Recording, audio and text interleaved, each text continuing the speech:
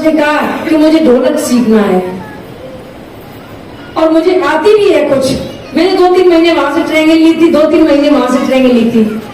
उन्होंने कहा यदि आप नए नए सीखने वाले आते तब तो 2000 रुपए है, लेकिन आप कह रहे हैं वहां से ट्रेनिंग ली, वहां से लिए, अब लगेंगे 4000 रुपए।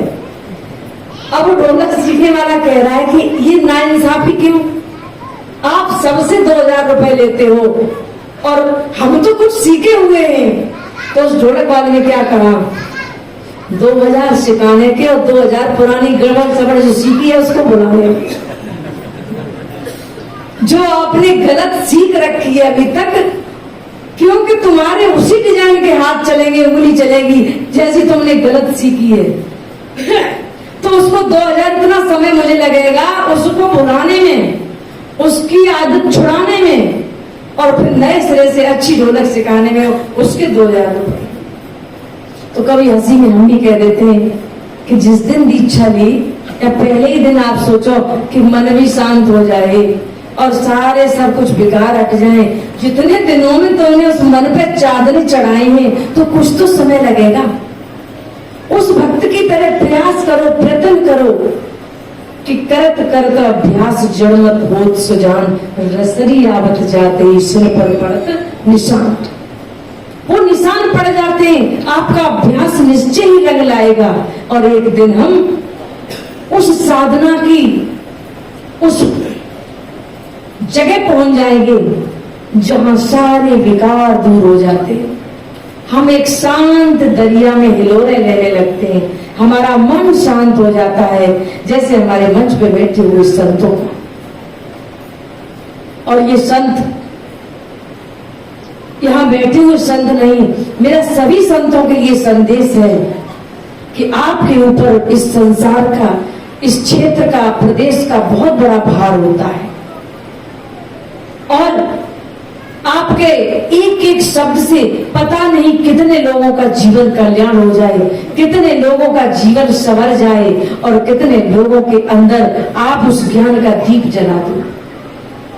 तो संतों के लिए ये जरूरी है कि वो अपनी साधना और इन सारे बाहरी विकारों से, लोभ मोह और जो धन की इच्छाओं को छोड़कर, अभी कहा था साहब जी ने कि साधु को या सदगुरु को वास्तविक चाहिए क्या। मुझे भी लोग अक्सर पूछते हैं कि महाराज जी क्या होता है, क्या सेवा करें।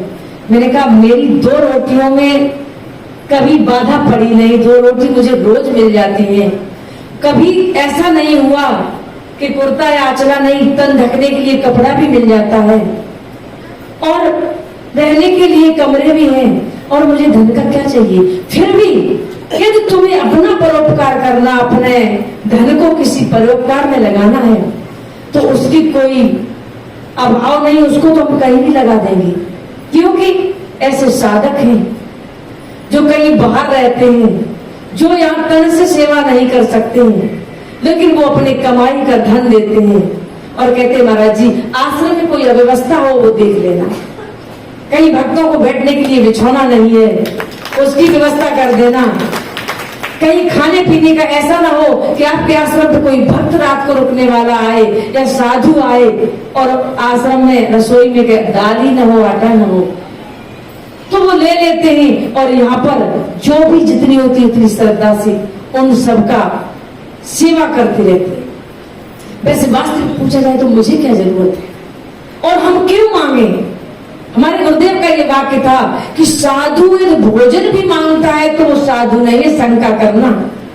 तुम्हें भोजन मांगने की क्यों जरूरत पड़ी, क्या जिससे तुम मांग रहे हो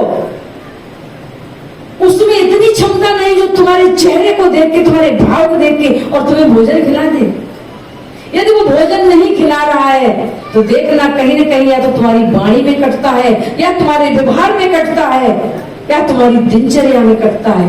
कहीं न कहीं वो ऐसा अवगुण है जिसको देख के वो सामने वाला रोटी नहीं मांग दे रहा है और तुम्हें मांगना पड़ रहा है।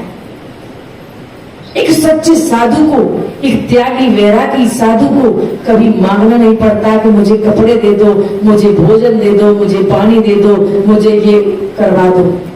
वो जहां रहता है वो कहते नहीं वो जंगल में भी रहेगा वहां मंगल हो जाएगा।